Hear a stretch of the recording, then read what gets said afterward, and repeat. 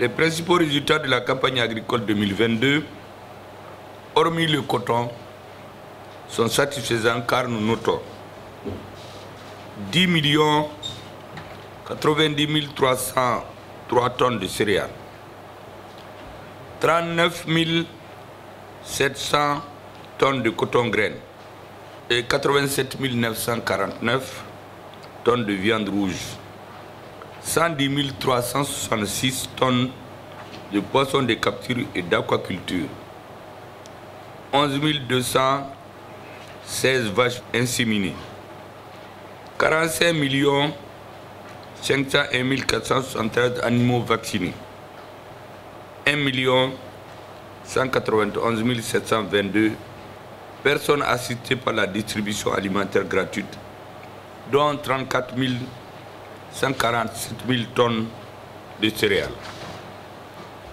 Ces résultats ont été obtenus grâce à l'appui et à l'accompagnement des services techniques, mais surtout les moyens financiers déployés en amont par l'État et par les partenaires techniques et financiers à travers les projets et programmes. Mesdames et messieurs, il me plaît de saluer le lancement des pôles de développement ou agropoles dans la zone périurbaine de Bamako-Koulikoro pour engager véritablement la transformation de l'agriculture de notre pays. Mesdames et messieurs, la modernisation de notre agriculture passe non seulement par la mécanisation des modes de production, mais aussi par la sécurisation des terres agricoles.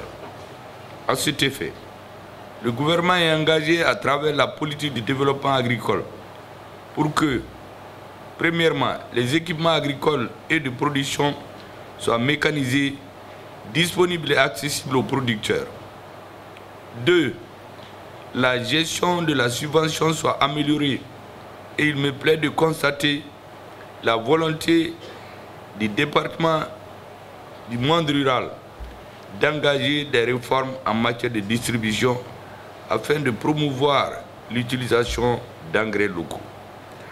Le développement des filières agricoles 3 soit intensifié, mais qui passe par la mise en place d'organisations interprofessionnelles fortes, représentatives et ouvertes sur le marché. 4. La vaccination du cheptel dans tout le pays permet d'améliorer la santé animale du cheptel, de garantir une viande de qualité aux populations et d'améliorer la place du Mali en tant que pays exportateur d'animaux. 5.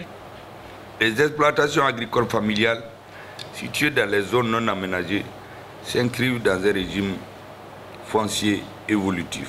On a connu une année exceptionnelle parce que nos prévisions étaient fixées pour qu'on fasse mieux qu'en 2021 parce qu'on a été premier. Mais malheureusement, le coton a connu une attaque des ravageurs, des insectes qu'on appelle les acides.